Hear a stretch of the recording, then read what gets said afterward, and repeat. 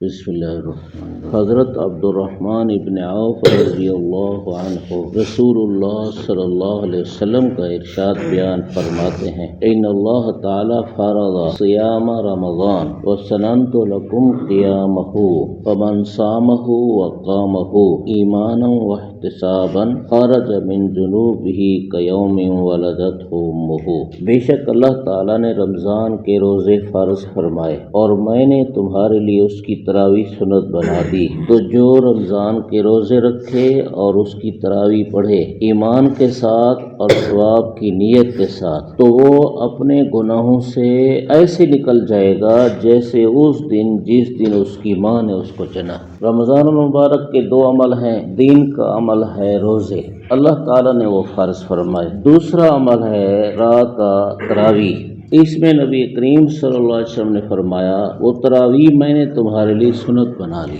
ایک حدیث پاک میں لفظ ہے وَسَنَّ اللَّهُ لَكُمْ قِيَامَهُ، اللہ تعالیٰ نے سنت بنائی۔ اس حدیث پاک میں حضور نے فرمایا میں نے سنت بنائی، تو اصل حکم اللہ تعالیٰ کا ہے، لیکن سنت بنتی ہے حضور نبی کریم صلی اللہ علیہ وسلم کے عمل سے۔ اس لیے یہ کہنا بھی ٹھیک ہے کہ اللہ نے سنت بنائی، اور یہ کہنا بھی ٹھیک ہے کہ نبی کریم صلی اللہ علیہ وسلم نے خود کر کے سنت بنائی۔ کئی لوگ کہتے ہیں تراویح نفل ہے، یہ نفل نہیں ہے، سنت مؤکدہ ہے۔ جس طرح فجر کی 2 سنت، ظہر کی 4 اور پھر 2 سنت، اور مغرب کی 2 سنت، عشاء کی 2 سنت، نمازی آدمی ان کو نہیں چھوڑنا چاہتا، دل نہیں کرتا، جیسے وہ بہت ضروری ہیں یہ تراویح بھی بہت ضروری ہے، کیونکہ یہ سنت مؤکدہ ہے۔ اور پھر تراویح میں قرآن پاک سننا اور سنانا یہ بھی سنت مؤکدہ ہے۔ ایک ہے اس کا پڑھنا، یہ بھی سنت مؤکدہ ہے، اور ایک ہے اس میں قرآن سننا، یہ بھی سنت مؤکدہ۔ حضور صلی اللہ علیہ وسلم نے فرمایا جو رمضان کے روزے رکھے اور رمضان کی تراویح پڑھے،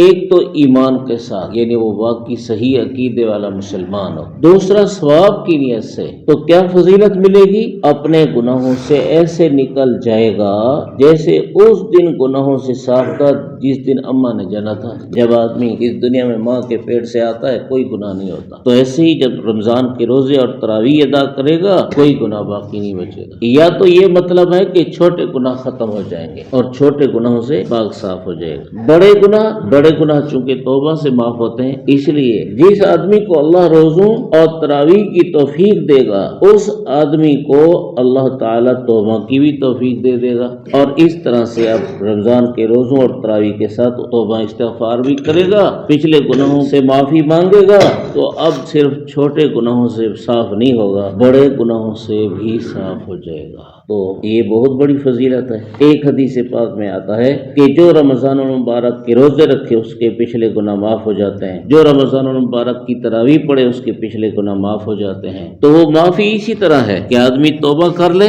تو چھوٹے بڑے سارے معاف ہو جائیں گے، یا آدمی کے اعمال نامہ میں بڑے گناہ ہوں ہی نہیں، چھوٹے گناہ ہوں وہ بے خبری میں آدمی سے ہو جاتے ہیں، تو بس جب رمضان المبارک کی عبادات ادا کرے گا معاف ہو جائیں گے۔ اللہ ہمیں نصیب فرما۔ الحمدللہ۔